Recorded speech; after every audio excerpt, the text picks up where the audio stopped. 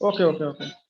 देखिएगा, main national movement के बारे में, हाँ, जो इस फ्रीडम मूवमेंट शुरू होने से पहले थोड़ा सा इस बात को समझ लीजिएगा क्या मतलब शुरू हुआ था। देखिएगा, किसी भी देश में नेशनल मूवमेंट के लिए क्या होना चाहिए था, पहले क्या था, भारत या इंडिया जिसे कि आप कह सकते हैं, वो क्या था, एक नेशन नहीं था। नेशन तो एक राष्ट्र नहीं था। अब जब राष्ट्र नहीं होगा तो राष्ट्र, जो राष्ट्र के प्रति जो वाद होगा या जो उसके प्रति भक्ति होगा वो भी नहीं था, जिसको राष्ट्रवाद कहते हैं। तो राष्ट्रवाद कैसे पैदा हुआ भारत में, पहले इसको देख लेते हैं। ठीक है, क्या हुआ था कि जब भारत में ब्रिटिश अ, यानी कंपनी आए और बहुत सारे यहाँ पे ब्रिटिश रूल स्टार्ट हुआ, तब यहाँ पे देखिएगा एक तरह के वेस्टर्न एजुकेशन शुरू हुआ। देखिएगा, दो चीज समझ लीजिए, एक होता है वेस्टर्न एजुकेशन और एक होता है मॉडर्न एजुकेशन। देखिए, आज भी हमारे देश में क्या होता है, वेस्टर्न एजुकेशन चलता है। वेस्टर्न मतलब जब यूरोप या जो अमेरिका में जो चीज होता है उसी को क्या होता है हमारे यहाँ उसको रिपीट किया जाता है। तो हमारे यहाँ क्या मॉडर्न एजुकेशन नहीं है, बल्कि वेस्टर्न एजुकेशन ज्यादा फॉलो किया जाता है। तो जब यूरोप से जब वेस्टर्न एजुकेशन आया तो वेस्टर्न एजुकेशन देखिए दो चीजों पर ज्यादा फोकस करता है। एक क्या है, मैथ, और दूसरा है साइंस। अब देखिएगा, इस समय अधिकतर जो बच्चे हैं वो क्या होता है, मैथ और साइंस को ज्यादा लेके चलते हैं। जो इंटेलिजेंट जो बच्चे होते हैं, जिसको कहते हैं इंटेलिजेंट बच्चे, तो ऐसे तो हर कोई इंटेलिजेंस होता है, वो अलग बात है, लेकिन माना जाता है कि जो बुद्धिमान है वो मैथ और साइंस लेता है, वो अलग बात है। तो देखिए, इससे पहले इंडिया में जो एजुकेशन होता था उसमें क्या था, लिटरेचर और आर्ट्स की एजुकेशन होता था, यानी कला और साहित्य का पढ़ाया जाता था। और कला और साहित्य में एक चीज नहीं होता, वो है तर्क नहीं होता है। अगर कोई चित्र बनाना है, कुछ भी पेंटिंग बनाना है, कोई साहित्य करना है, तो उसमें क्या है, कोई तर्क नहीं होता है।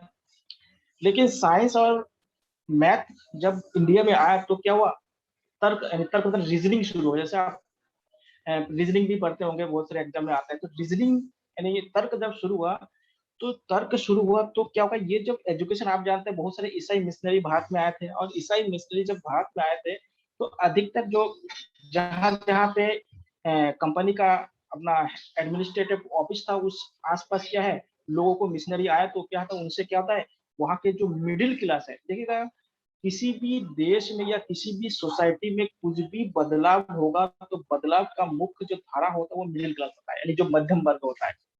क्योंकि अपर क्लास को तो चेंज से कोई मतलब होता नहीं, और लोअर को क्लास भी चेंज करने की उनमें क्षमता नहीं होता है। तो मिडिल क्लास जो थे, यानी बंगाल हो गया, मद्रास हो गया, बम्बई हो गया, ये तीन मेन इंपॉर्टेंट है कि ये तीन प्रेसिडेंसी कहाँ होगा पहले पहले। तो यहाँ अधिकतर आप जानते हैं कि भारत का पहला राजधानी कहाँ था, कलकत्ता था। तो अंग्रेजों के समय में भारत में राजधानी कलकत्ता, तो कलकत्ता के आसपास के जो मिडिल क्लास थे तो उन्होंने सबसे पहले वेस्टर्न एजुकेशन को लिया। जब उन्होंने वेस्टर्न एजुकेशन को लिया तो उनके अंदर तर्क की क्षमता डेवलप हुआ। अब जब तर्क की क्षमता उनमें डेवलप हुआ, तब ये लोग क्या हुआ कि भारत को भी सोचने लगे कि अंग्रेज हम पर कैसे राज कर रहा है।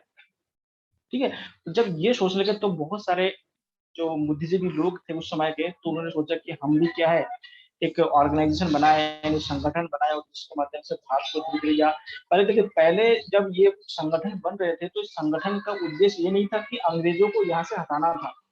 एक बात ध्यान रखिएगा, जब भारत में नेशनल मूवमेंट शुरू हुआ तब जितने भी उस समय के लीडर थे उनके मन में एक बात ये नहीं था कि इससे भारत से अंग्रेजों को हटा दिया जाए और हमारा राज हो। उनका एकमात्र मोटिव था कि हमें भी अंग्रेजी शासन में कुछ पोस्ट मिल जाए, यानी कुछ पद मिल जाए। ठीक है, अब देखिए, मान लेते हैं कि इस समय उत्तराखंड में बीजेपी सरकार है, बहुत सारे लोग ऐसे सोचते हैं कि बीजेपी ना हटे लेकिन हमें बीजेपी गवर्नमेंट में रहते हुए कुछ पोस्ट मिल जाए। और कुछ ऐसे लोग भी हैं जो चाहते हैं कि नहीं हटाया जाए, वो अलग बात है। इसी प्रकार से ये लोग चाहते थे कि जितने भी लोग हैं, ये लोग चाहते थे कि इनको अंग्रेजों को हटाया नहीं जाए बल्कि हमें भी कुछ सुविधा मिल जाए। इसलिए देखिएगा, भारतीय राष्ट्रीय कांग्रेस बनने से पहले बहुत सारे संगठन बने थे, जैसे पूना सार्वजनिक संगठन हो गया, इंडियन एसोसिएशन हो गया, उसके बाद ब्रिटिश लैंड होल्डर्स एसोसिएशन हो गया, जो अधिकतर बंगाल और बम्बई और मद्रास में ही बने थे। लेकिन ये जितने भी संगठन बने थे ये क्या था, राष्ट्रव्यापी संगठन नहीं था, नेशनल वाइड कोई भी ऑर्गेनाइजेशन नहीं था। जब ये नेशनल वाइड ऑर्गेनाइजेशन नहीं था तो क्या होता है कि सभी लोग क्या होता है एक जगह बैठ नहीं पा रहे थे। और भारत के साथ बहुत बड़ा प्रॉब्लम क्या है, लैंग्वेज। क्योंकि अब देखिए भारत में अलग अलग जगह पे क्या था, लैंग्वेज का दिक्कत बहुत ज्यादा है। और ये जो मिडिल क्लास के जो लोग थे ये सब अंग्रेजी पढ़े हुए थे, तो इनका कॉमन लैंग्वेज बन गया इंग्लिश। तब इन्होंने क्या किया, इन्होंने एक विचार किया कि हम ऐसा एक ऑर्गेनाइजेशन बनाए जो क्या है नेशनल वाइड। कैसे हुआ, नेशनल वाइड। तभी क्या है, उस समय के एक अंग्रेज अधिकारी थे जिसका नाम एयो ह्यूम। ठीक है, ये ह्यूम ने बहुत सारे जो उदारवादी नेता थे जिसको मॉडरेट लीडर कहा जाता है, जैसे दादा भाई नौरोजी, सुरेंद्र नाथ बनर्जी हो गया, ध्रुव साहब मेहता हो गया, उसके बाद बैमक चंद्र बनर्जी हो गया, इन बहुत सारे नेताओं को बंबई में बुलाया गया। बंबई में बुलाने के बाद एक संगठन बनाने की बात किया गया और ये बैठक हुआ था 1885 में, यानी 1885 को बंबई में इनका एक बैठक हुआ। और इससे पहले जो कांग्रेस के जो अधिवेशन हुआ था इसमें टोटल 72 मेंबर ने पार्टिसिपेट किया था। तो पहला कॉन्फ्रेंस कहाँ पे हुआ था, बंबई में हुआ था। कब हुआ था, 1885 में हुआ था। और कब हुआ था, 28 दिसंबर को बुलाया गया था। इसलिए देखिएगा आज भी क्या होता है, जो इंडियन नेशनल कांग्रेस है इनका जो वार्षिक अधिवेशन क्या होता है 28 दिसंबर को होता है। ठीक है, तो ये याद रखिएगा। ठीक है, तो यू एओ ह्यूम के नेतृत्व में इसको बुलाया गया था। अब एक बात बताइए, जो एओ ह्यूम थे ये क्या है, एक आईसीएस ऑफिसर थे। आईसीएस मतलब इंडियन सिविल सर्विस के एक ऑफिसर थे जो रिटायर्ड हो चुके थे, उन्होंने बुलाया। बुलाने के बाद इन लोगों ने मिलकर एक संगठन बनाने की बात की। तो पहले इस संगठन का नाम नेशनल कॉन्फ्रेंस रखा गया था। क्या रखा गया था, नेशनल कॉन्फ्रेंस रखा गया था। और इनका जो प्रथम अध्यक्ष है जिसको इलेक्ट किया गया था वो है डब्ल्यू सी बनर्जी, यानी बेमस चंद्र बनर्जी को इसका पहला अध्यक्ष बनाया गया था। लेकिन इन लोगों का मेन जो फोकस था क्या था कि भारत में जो सोशल और इकोनॉमिक रिफॉर्म करने की बात था, पॉलिटिकल रिफॉर्म करने की बात अभी तक उन्होंने सोचा भी नहीं, जो अंग्रेजों के शासन में कुछ अच्छे पद मिल जाए। ठीक है, तो पहला अधिवेशन बहुत इंपॉर्टेंट है। कब हुआ था, 28 दिसंबर 1885 में हुआ था। कहाँ पे हुआ था, मुंबई में हुआ था। इसका पहला प्रेसिडेंट कौन थे, पहला जो प्रेसिडेंट बने थे वो डब्ल्यू सी बनर्जी बने थे, पेमल चंद्र बनर्जी। और किनके नेतृत्व में बना था, एओ ह्यूम के नेतृत्व में। इसलिए कभी कभी आपके एक सवाल रहता है कि कांग्रेस के संस्थापक कौन थे, तो क्या है, एओ ह्यूम।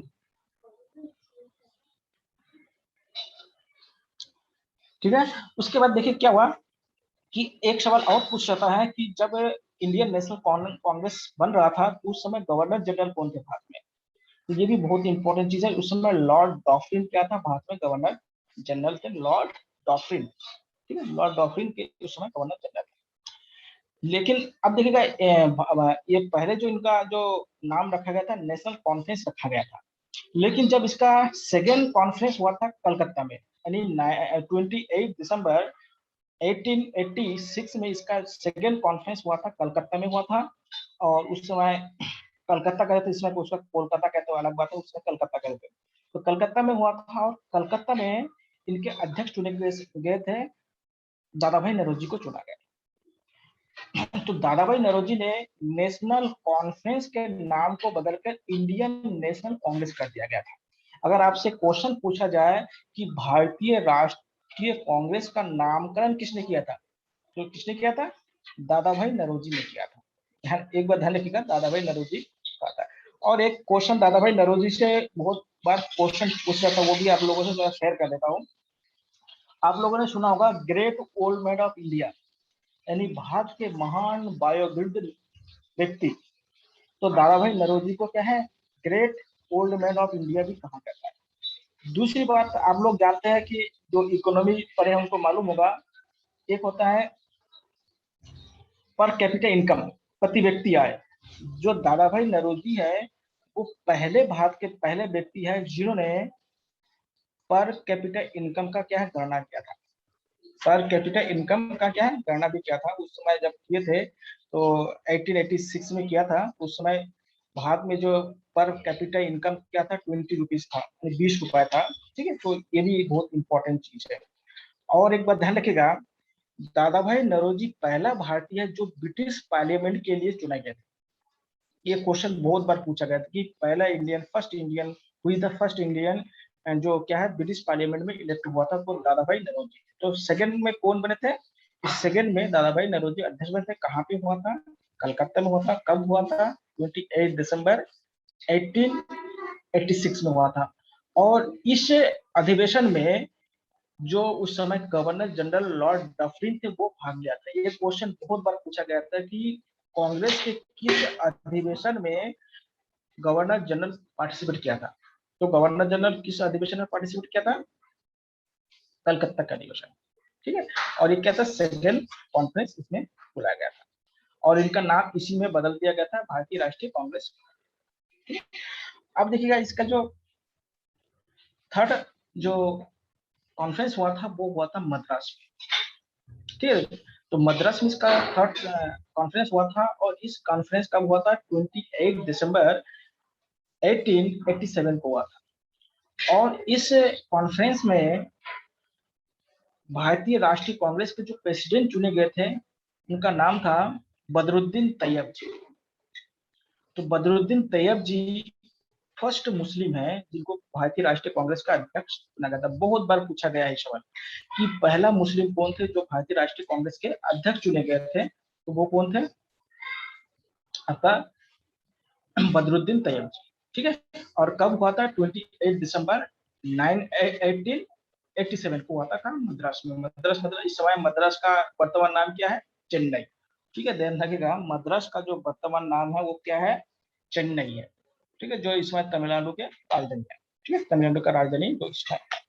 अब इसका चौथा जो कॉन्फ्रेंस हुआ था, यानी जो फोर्थ कॉन्फ्रेंस हुआ था, वो हुआ था इलाहाबाद। अब इलाहाबाद का नाम भी बदल चुका है, अब प्रयागराज हो गया, आप जानते हैं यूपी में है।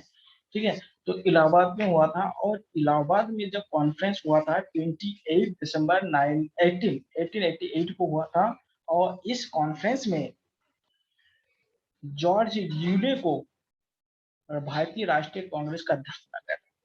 किसको? George Yule. और ये पहले अंग्रेज थे जिनको, या पहले अंग्रेज, कभी कभी अंग्रेज भी लिख के आता है, कभी कभी यूरोपियन लिख के आता है। अगर आपसे पूछा जाए कि फर्स्ट यूरोपियन या अंग्रेज जिनको भारतीय राष्ट्रीय कांग्रेस के अध्यक्ष चुने गए थे वो कौन थे? George Yule. और किस कॉन्फ्रेंस में चुने गए थे? इलाहाबाद। ठीक, कब चुने गए थे? 28 दिसंबर 1888 को चुने गए थे।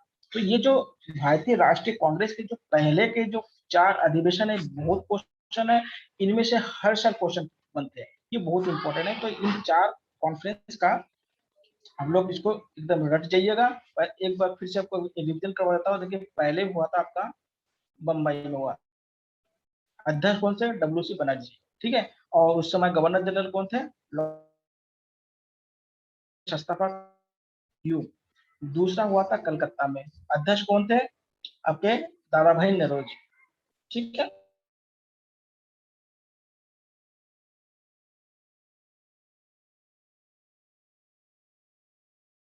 और उस अधिवेशन। तीसरा कहाँ हुआ था? मद्रास में हुआ था, और मद्रास इसको इस समय चेन्नई कहते हैं। और इसमें क्या है? बदरुद्दीन तैयब इनके अध्यक्ष बने थे। और बदरुद्दीन तैयब यह पहले फर्स्ट मुस्लिम है जो अध्यक्ष बने। चौथा कहाँ हुआ था? इलाहाबाद में हुआ था। और इसमें जॉर्ज यूले को अध्यक्ष चुना गया था, और फर्स्ट यूरोपियन या अंग्रेज को चुना गया था। देखिए, एक बात देखिएगा, जो भारतीय नेशनल मूवमेंट है इनको मुख्यतः 3 भागों में बांटा जाता है। ठीक है, देखिए, पहले 19 नहीं सॉरी 1885 से लेकर 1905 यानी 1885 से लेकर 1905 तक के जो कालखंड है, जो टाइम पीरियड है, इसी को मॉडरेट काल कहा जाता है।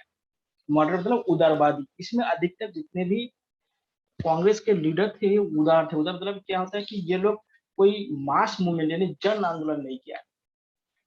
मास मूवमेंट या जन आंदोलन इस तरह कुछ कार्यक्रम नहीं हुआ था, इसलिए इसको क्या कहते हैं? मॉडरेट या उदारवादी काल कहा जाता है। उदारवादी काल या मॉडरेट पीरियड कहा जाता है। देखिए, 1905 से लेके 1917 तक यानी 1905 से लेकर 1970 तक के जो टाइम पीरियड है इसको क्या एस्टेब्लिश्ड पीरियड कहा जाता है, यानी उग्रवादी काल कहा जाता है। क्यों? क्योंकि इस समय बहुत सारे मूवमेंट हुआ था और क्रांतिकारी मूवमेंट या रिवोल्यूशनरी मूवमेंट भी हुआ था, जैसे बंगाल विभाजन से शुरू हुआ था, इस तरह से होता है। और 1917 यानी 1917 से जो पूरा स्वतंत्रता तक यानी जो फ्रीडम तक जो टाइम पीरियड है इसको गांधीयन एरा कहा जाता है, क्योंकि इनमें अधिकतर जो मूवमेंट हुआ है वो गांधी जी के लीडरशिप में ही हुआ है। ठीक है, तो गांधी जी के लीडरशिप में ही ये आंदोलन हुआ था, उसमें चीज है। अब देखिएगा, देखिए पहले जो मॉडरेट या उदारवादी जो टाइम पीरियड थे इसमें अधिकतर जो नेता थे आपको पता है कि उदार थे, ये कोई मास मूवमेंट नहीं किया था। इनका मेन मकसद था किसी भी तरह से रिपोर्ट, प्रतिवेदन या एप्लीकेशन में प्रार्थना पत्र के माध्यम से सरकार से कुछ ना कुछ छूट मिलना, यानी रिया यानी रिबेट्स मिलने की बात है। जैसे इंडियन सिविल सर्विस में कुछ सुविधा दी जाए, नगर पालिका में कुछ सुविधा दिया जाए, इस तरह के सुविधा की बात इन्होंने की है।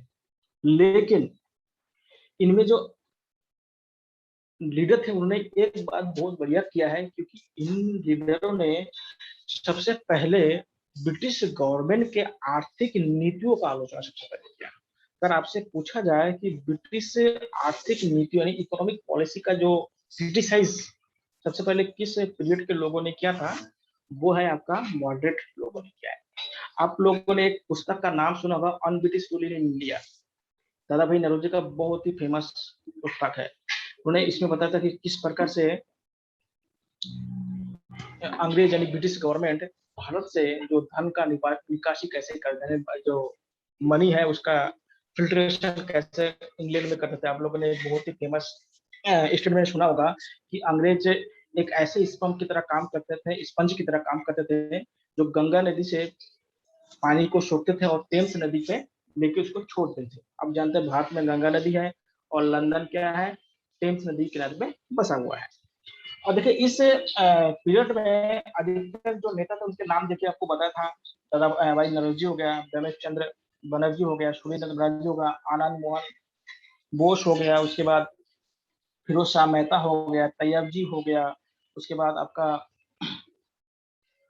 गोखले हो गया। तो ये मेनली में लीडर थे। अब देखिएगा सेकेंड फेज शुरू कैसे होता समझ लीजिएगा। जो नेशनल मूवमेंट की सेकेंड फेज कैसे शुरू हुआ है, देखिए सेकेंड फेज शुरू होने का मेन कारण था बंगाल विभाजन, ये बंगाल का डिवाइड करना। अब जानते हैं कि आपको बताया था कि हमारे देश में पहले अंग्रेजों का जो राजधानी था वो कहाँ था, कलकत्ता।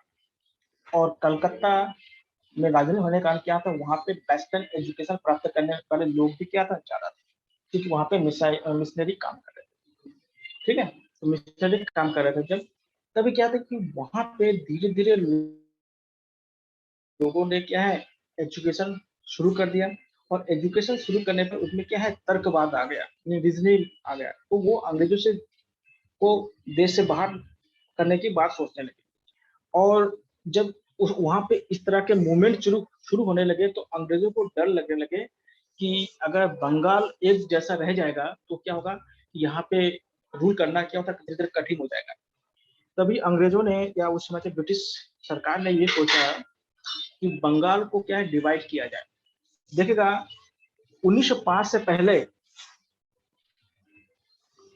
जो बंगाल प्रांत था यानी बंगाल जो प्रोविंस था उसमें बांग्लादेश, आसाम के कुछ भाग, पश्चिम बंगाल, बिहार, झारखंड और उड़ीसा का क्षेत्र आता था। तो समझ लीजिए कि उसमें बंगाल प्रांत कितना बड़ा प्रांत हुआ करता था। ठीक है, एक बार फिर समझ लीजिए कि उसमें बंगाल प्रांत में कौन कौन क्षेत्र आता, बांग्लादेश, आसाम के कुछ भाग यानी वेस्ट बंगाल यानी पश्चिम बंगाल, बिहार, झारखंड और उड़ीसा यानी ओडिशा के पूरे भाग को क्या है, इन पूरे भाग को बंगाल कहा जाता है। तब अंग्रेजों ने एक चाल चलाया था, क्योंकि इस समय 1905 में लॉर्ड कर्जन क्या था, गवर्नर जनरल थे, लॉर्ड कर्जन। तो इन्होंने ये किया कि बंगाल को दो भागों में डिवाइड कर दिया। इस ये जो डिवाइड किया गया था इसको, इसका दो आधार उन्होंने बनाया। एक आधार क्या था कि लैंग्वेज के आधार पर किया था और दूसरा था डिविजन्स के आधार पर किया गया था। क्योंकि आप जानते हैं कि बंगाल में क्या बांग्ला भाषा बोला जाता था, और बिहार, झारखंड और उड़ीसा यहाँ पे दूसरी भाषा बोली जाती थी, अधिकतर हिंदी या उड़िया बोले जाते थे। तो अंग्रेजों ने एक चाल चलाया कि उन्होंने क्या किया, पश्चिम बंगाल, बिहार, झारखंड और उड़ीसा को एक पार्ट कर दिया, और आसाम और जो इस समय का बांग्लादेश है उसको एक पार्ट कर दिया।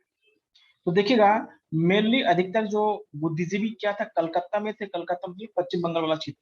तो वो चाहते थे कि जो मेन बंगाल है वहां पे लैंग्वेज के आधार पर कलकत्ता के लोगों का दबदबा कम हो जाए। दूसरा विभाजन उन्होंने धर्म के आधार पर किया। देखिएगा, ये जो पश्चिम बंगाल, बिहार और ये उड़ीसा और झारखंड का क्षेत्र, यहाँ पे अधिकतर क्या हिंदू लोग रहते थे। और जो बांग्लादेश है, मतलब उस समय को उसको पूर्वी बंगाल कहा जाता था, बांग्लादेश को क्या था उसको पूर्वी बंगाल कहा जाता था। तो पूर्वी बंगाल में अधिकतर जनसंख्या क्या थे, मुस्लिम। तो धर्म के आधार पर भी क्या है, उनको दो भागों में डिवाइड कर दिया। अब करने से क्या है कि बंगाल के लोग खफा हो गए, और सुरेंद्र नाथ बनर्जी और आनंद मोहन बोस के नेतृत्व में बंगाल का बड़ा मूवमेंट शुरू हुआ। और इसी में देखिएगा, बंगाल में रक्षाबंधन वगैरह वगैरह शुरू किया गया।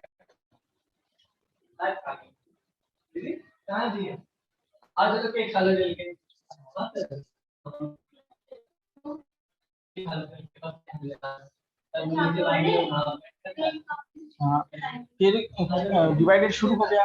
अब होने के बाद क्या हुआ कि सुरेंद्र नाथ बनर्जी के नेतृत्व में एक बहुत बड़ा मूवमेंट शुरू हुआ, और इसी समय भारत यानी बंगाल में एक नया मूवमेंट शुरू हुआ, जिसको कहते हैं स्वदेशी मूवमेंट कहते हैं। कौन सा मूवमेंट कहता है, स्वदेशी मूवमेंट, ठीक है। यानी स्वदेशी आंदोलन शुरू हो गया था। इनका उद्देश्य ये था कि अब हम क्या है, ब्रिटिश सामानों का इस्तेमाल नहीं करेंगे, ब्रिटिश सामानों का इस्तेमाल नहीं करेंगे। और इसके लिए देखिएगा, 1906 में यानी 1906 में दादा भाई नौरोजी के नेतृत्व में एक कलकत्ता में एक अधिवेशन हुआ था कांग्रेस। इसी अधिवेशन में कुछ प्रस्ताव यानी प्रपोजल को पारित किया गया था। जैसे क्या था, स्वदेशी बहिष्कार यानी बाइकट करना, यानी स्वदेशी बाइकट करना, ठीक है। और एक और था यानी नेशनल एजुकेशन की बात की गई, नेशनल एजुकेशन की भी बात की गई। अब देखिएगा, बंगाल में जो मूवमेंट शुरू हुआ था, उस मूवमेंट से देखिएगा जो नए नए चीज हुआ था, यानी बंगाल में जो विभाजन हुआ था उसमें नए नए चीज आए थे, यानी स्वदेशी चीज हुआ था। देखिएगा, इसी समय बंगाल में नए यानी स्वदेशी आर्ट्स का डेवलप हुआ था। इसलिए जानते हैं कि भारत माता का जो पहला तस्वीर है इसी समय बनाया गया था, फोटो। अगर आप लोगों को मालूम होना चाहिए कि भारत माता का जो पहला तस्वीर है, वो तस्वीर यानी फोटो इस क्या था, स्वदेशी मूवमेंट में बनाया गया था। कौन बनाए थे, अवनींद्र नाथ टैगोर ने बनाया था। कौन बनाया था, अवनींद्र नाथ टैगोर ने बनाया था, ठीक है। और आप जानते हैं कि भारत में एक मंदिर है, भारत माता का मंदिर। कोई बता सकता है कि भारत माता का मंदिर भारत में कहाँ पे है? आप लोग को आवाज सुना दे रहा? हेलो। यस सर, आवाज आ रही है सर। हाँ बताइए, यस सर। भारत माता का हाँ, भारत माता का मंदिर कहाँ पे है, कोई बता सकते हो? एक मंदिर है भारत माता का मंदिर। भारत माता का जो पहला पोस्टर बनाया गया था वो अवनींद्रनाथ टैगोर ने बनाया था। आप बताइए कि भारत माता का एक मंदिर भी है जहाँ पे भारत माता को मतलब पूजा जाता है, जैसे देवी देवताओं की तरह पूजा जाता है। यह है बनारस में है, ध्यान रखिएगा। कहाँ पे है, बनारस। बनारस। ठीक है, तो आप समझ, हाँ बनारस में भारत माता की। ठीक है, तो भारत माता की जो पहली तस्वीर बनाया गया था, कब बनाया गया था, इसी स्वदेशी मूवमेंट में बनाया गया था, ठीक है। दूसरी बात देखिएगा कि इस समय बंगाल में केमिकल या रासायन का जो उद्योग धंधे शुरू हो गया था, ठीक है। महिलाओं ने क्या है, विदेशी चूड़ियां पहनना, कपड़ा पहनना बंद कर दिया था, ठीक है। उसके बाद जो पूजा के जो सामान आते थे उसमें भी विदेशी सामान को बंद कर दिया था, और कपड़ों का बहुत बड़ा होली जलाया गया था, मतलब कपड़े, विदेशी कपड़े को जलाया गया था, ठीक। और रक्षाबंधन, और इसी दिन को काला दिवस के रूप में भी मनाया जाता है। बंगाल विभाजन को किस रूप में मनाया जाता है? काला दिवस यानी ब्लैक डे के रूप में भी मनाया जाता है। ठीक है। और एक बात ध्यान रखिए, बंगाल विभाजन से एक चीज और उभर के आया है, क्योंकि जब नेशनल एजुकेशन हुआ था, और एक व्यक्ति का नाम आपने बहुत सुना होगा, अरविंदो घोष, जो पहले आईसीएस ऑफिसर थे, और इस वजह एक नेशनल कॉलेज बनाया गया था। नेशनल कॉलेज के जो अध्यक्ष बनाया गया उसको अरविंदो घोष को बनाया गया था। आप लोग जानते हैं कि अरविंदो घोष बहुत बड़े फिलोसफर बने बाद में, जब नेशनल मूवमेंट हट गए थे। उनके बहुत सारे किताब आप लोग जानते होंगे। तो ये अरविंदो घोष को क्या है, उसमें नेशनल कॉलेज के प्रिंसिपल बनाया गया था, उनके नेतृत्व में पढ़ाई हो रहा था। ठीक है। तो ये सारे जो स्वदेशी मूवमेंट वगैरह वगैरह हो रहे थे, ये सब क्या है, स्वदेशी आंदोलन के समय में ही हो रहा था। आगे देखिए क्या होता है, इस स्वदेशी मूवमेंट के कारण क्या हुआ था कि अंग्रेजों ने तो विभाजन कर दिया था, लेकिन क्या था, ये विभाजन ज्यादा दिन तक बने नहीं पाए। और इसी समय देखिएगा भारत में जो क्रांतिकारी आंदोलन जिसे कहते हैं रिवोल्यूशनरी मूवमेंट, वो भी क्या था, इसी समय शुरू हुआ था। और देखिए भारत में दो जगह से क्रांतिकारी आंदोलन पहली बार शुरू हुआ था। एक हुआ था मुंबई से, और एक कहाँ से हुआ था, कलकत्ता से। दो आप ऑर्गेनाइजेशन का नाम जानते हो कि एक होगा अनुशीलन समिति, और एक है अभिनव भारत। जो अनुशीलन समिति है ये बंगाल में बना था, और एक क्रांतिकारी संगठन था। अनुशीलन समिति कहाँ बना था? बंगाल में बना था, और ये अनुशीलन समिति बंगाल में बना था, क्रांतिकारी आंदोलन।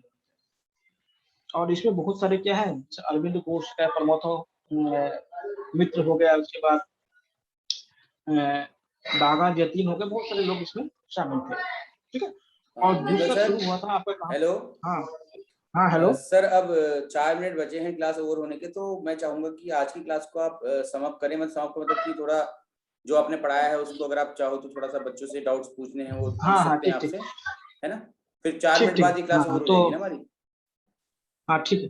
तो आप लोग अभी देखिए, ये तो क्या है, केवल लेक्चर ले रहा हूँ, लेकिन जब आपको लिखवाएंगे तो पूरा नोट्स बना के लिखवाएंगे। ठीक है। ये पॉइंट आपको लिखवा देंगे जितने भी आप बोला है, तो थोड़ा सा अभी स्पीड भी ज्यादा होगा। ठीक है। तो जब नोट्स बनाएंगे तभी पूरा कर देंगे, ऐसे कोई दिक्कत नहीं है, धीरे धीरे बता देंगे। तो आप लोगों में से अगर कोई भी क्वेश्चन, किसी भी तरह के क्वेश्चन जो अभी बताया गया है इसमें से अगर पूछना है तो अब पूछ सकते हैं।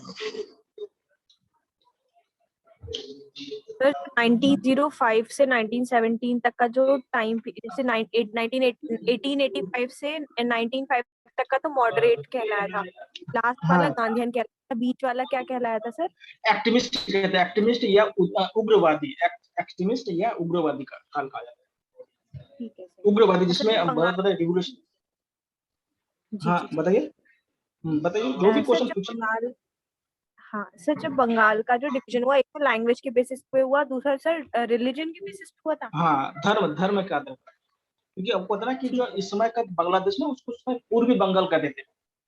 तो पूर्वी बंगाल में अधिकतर मुसलमान रहते थे, और पश्चिम बंगाल में अधिकतर हिंदू। तो हिंदू और मुसलमान में भी डिवाइड कर दिया ना। आप देखिएगा इसमें इसमें एक रूल भी आया था, बांटो और राज करो, सुने होंगे आपने ना, लॉर्ड राइट, मिंटो ने लाया जी था। सर। हाँ, इसी समय लाया गया था कि हिंदू और मुस्लिम आपस में भाव। देखिएगा क्या होता कि भारत में 1924 से पहले, 1924 से पहले भारत में कोई हिंदू मुस्लिम में कोई राइट्स नहीं है, यानी दंगे नहीं हुआ था। ठीक है। उसके बाद ही दंगे हुए हैं। ठीक है। तो उससे पहले इतना लड़ाई झगड़ा नहीं हुआ। और कोई क्वेश्चन?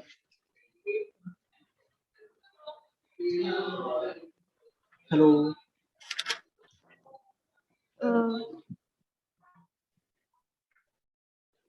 नहीं सर, और तो नहीं पूछना सर।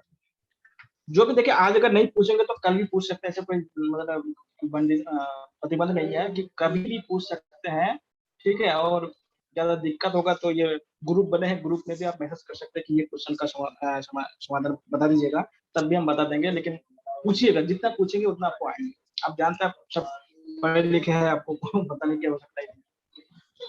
सर जो आपने ये पहली वाली जो फर्स्ट पर कैपिटा इनकम बताई थी, वो सबसे पहली वो 20 रुपीज वो कैलकुलेट करी थी दादा भाई नौरोजी ने? हाँ हाँ, पहले कैलकुलेट किया गया। ठीक, ठीक है। हम्म।